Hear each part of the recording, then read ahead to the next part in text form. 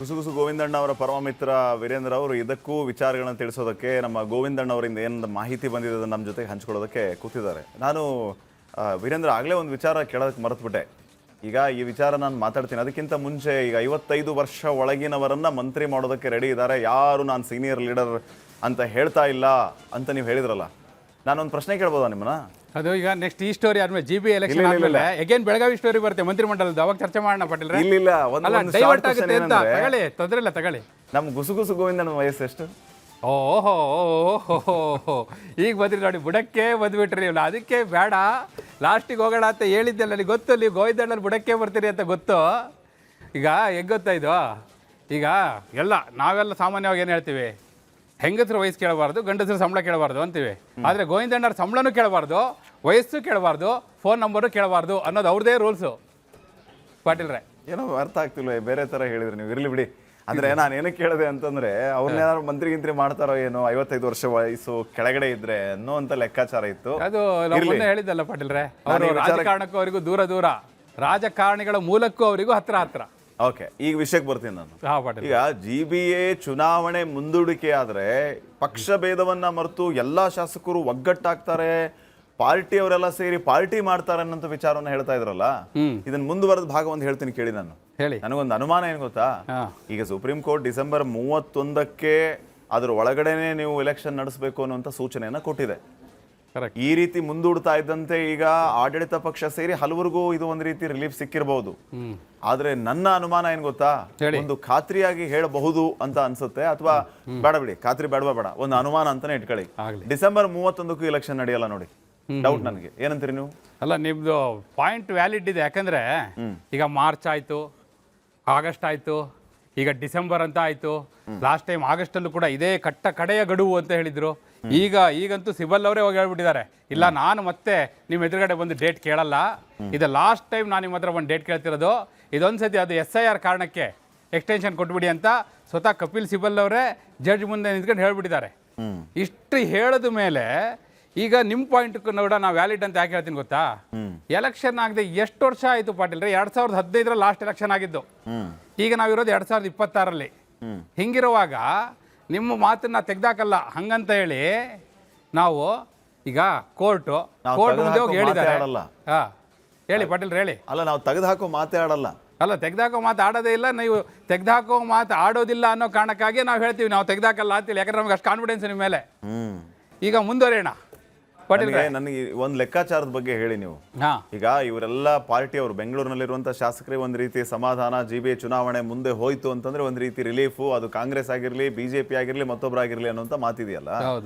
ಒಂದು ಲೆಕ್ಕಾಚಾರವನ್ನ ನೀವು ಬಿಡಿಸಿ ಹೇಳಿ ನನಗೆ. ಇವ್ರು ಏನು ಈಗ ಈ ಕಾರಣಗಳಿಗಾಗಿ ಸದ್ಯಕ್ಕೆ ಚುನಾವಣೆ ಮಾಡೋದಕ್ಕೆ ಆಗ್ತಾ ಇಲ್ಲ, ಚುನಾವಣೆಯನ್ನ ಮುಂದೂಡಬೇಕು ಮಹಾಸ್ವಾಮಿ ಅಂತ ಹೇಳಿ ಕೋರ್ಟ್ಗೆ ಒಂದು ಮನವಿಯನ್ನ ಮಾಡಿಕೊಂಡ್ರು. ಅದರಲ್ಲಿ ಮುಖ್ಯವಾದ ಕಾರಣ ಕೊಟ್ಟಿದ್ದೇನು ಹೇಳಿ, ಎಲ್ಲ ಅಧಿಕಾರಿಗಳು SIR ಪ್ರಕ್ರಿಯೆಯಲ್ಲಿ ಬ್ಯುಸಿ ಆಗಿದ್ದಾರೆ ಅಂತ ಹೇಳಿ. ಹೌದಾ? ಈ SIR ಪ್ರಕ್ರಿಯೆಯನ್ನು ಎಕ್ಸ್ಟೆಂಡ್ ಮಾಡಿದ್ರಲ್ಲ, SIR ಪ್ರಕ್ರಿಯೆಯನ್ನು ಮುಂದೋಯ್ತಪ್ಪ. ಹಾಗಿದ್ರೆ ಅಂದ್ರೇನು, ಇನ್ನೂ ವಿಳಂಬ ಆಗೋದು ಮುಂದುವರಿತಾ ಹೋಗುತ್ತೆ. ಈ SIR ಪ್ರಕ್ರಿಯೆ ವಿಚಾರವನ್ನ ನೆಪ ಹೇಳಿದ್ರು, ಆದ್ರೆ SIR ಪ್ರಕ್ರಿಯೆ ಇನ್ನೂ ಮುಂದೆ ಹೋಯ್ತು, ಆಗಸ್ಟ್ವರೆಗೂ ಹೋಯ್ತು.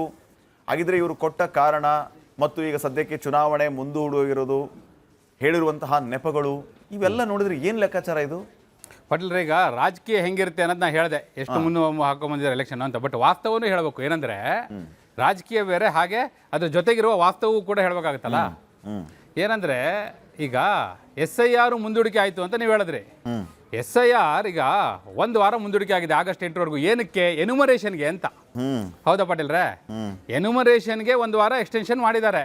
ಹಂಗಂತೇಳಿ SIR ಪ್ರೋಸೆಸ್ ಕಂಪ್ಲೀಟ್ ಅವ್ರು ಮಾಡೋದನ್ನ ಎಕ್ಸ್ಟೆನ್ಷನ್ ಮಾಡಿಲ್ಲ ಅವರು. ಅದನ್ನು ಅವರು ನಿಗದಿತ ಅವಧಿ ಏನು ಟೈಮ್ ಟೇಬಲ್ ಹಾಕೊಂಡಿದ್ದಾರೆ, ಕ್ಯಾಲೆಂಡರ್ ಆಫ್ ಇವೆಂಟ್ಸ್ ಇದೆ, ಅದೇ ಪ್ರಕಾರವೇ ಅದನ್ನು ಮಾಡ್ತಾರೆ.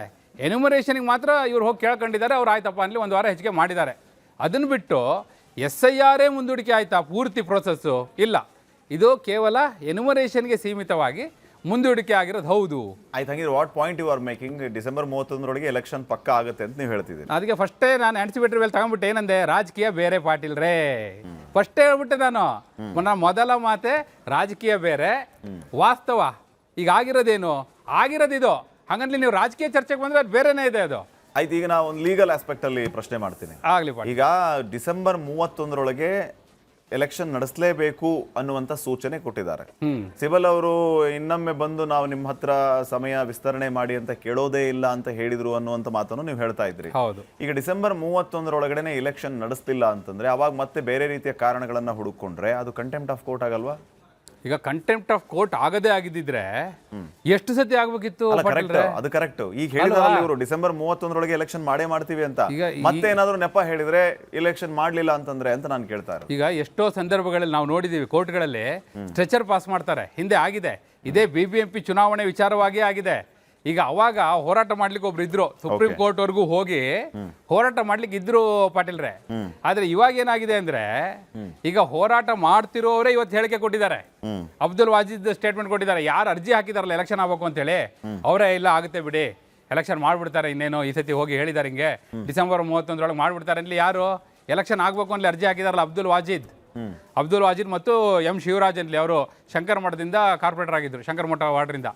ಅವ್ರು ಹಾಕಿರೋದು ಅರ್ಜಿ ಅವರೇ ಹೇಳ್ಬಿಟ್ಟಿದ್ದಾರೆ.